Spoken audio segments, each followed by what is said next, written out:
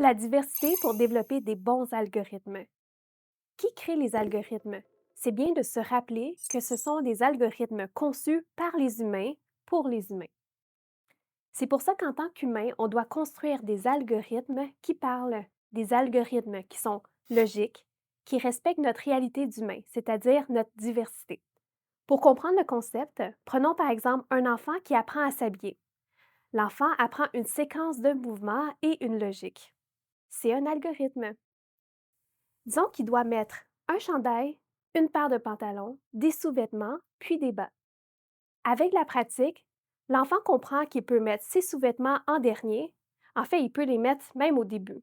Mais les sous-vêtements sont destinés à être en dessous. Donc, s'il les met en dernier, il va devoir enlever tous ses vêtements et les remettre. Ce n'est pas la façon la plus efficace de s'habiller. Par contre, il peut mettre ses bas avant ses pantalons, son chandail à la toute fin s'il désire. Malgré qu'il y ait une séquence de mouvements et une logique à suivre, il y a quand même une liberté à travers le fait qu'il y ait des façons différentes d'arriver au résultat final, c'est-à-dire être habillé d'un chandail, d'une paire de pantalons, de sous-vêtements, de paires de bas. Certaines façons sont plus efficaces que d'autres. Puis, on s'entend, dans la vraie vie, l'enfant aurait aussi son opinion sur ses choix de vêtements. La température jouerait un rôle important dans ses choix, même les activités qu'il compte faire cette journée-là. Donc, si on devait bâtir un algorithme pour choisir la tenue vestimentaire pour habiller un enfant, l'algorithme devrait prendre en considération la température pour ajouter ou retirer des accessoires, la multiplicité des choix vestimentaires, le goût de l'enfant, le contexte de la journée. Une journée sportive ou une journée tranquille? C'est pourquoi c'est important d'introduire le concept de diversité.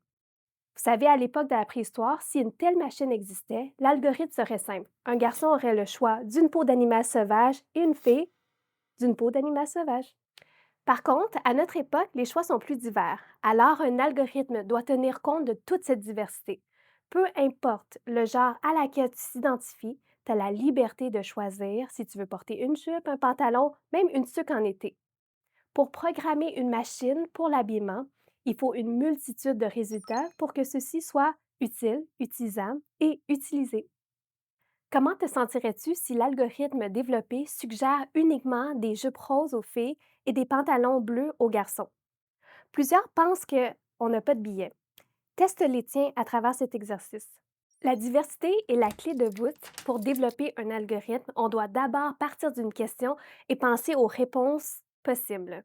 Même pour une question qui semble aussi simple que comment dois-je m'habiller aujourd'hui, plus on a de gens issus de réalités diversifiées lors de la conception de l'algorithme, plus on adopte un esprit inclusif, plus l'algorithme sera performant. Regardons la plateforme Stitch Fix, un assistant d'habillement et de style qui offre un tour de son algorithme. Impressionnant, n'est-ce pas? La façon dont Stitch Fix fonctionne vous guidera à comprendre comment les algorithmes sont alimentés et raffinés.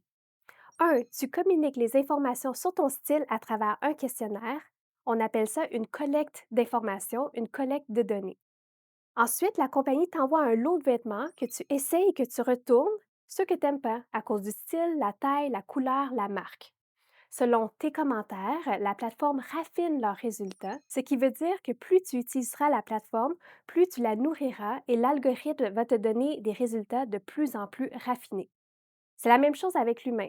Tu apprends lorsque ça fait 3 fois que tu achètes des vêtements à tes enfants, puis ils ne les portent jamais. Tu affines tes choix selon leur goût. L'algorithme fait la même chose. Les éléments à retenir. Les algorithmes doivent être bâtis en tenant compte de plusieurs paramètres diversifiés pour être utiles, utilisables et utilisés. Les algorithmes doivent se nourrir de données pour devenir plus performants et se raffiner.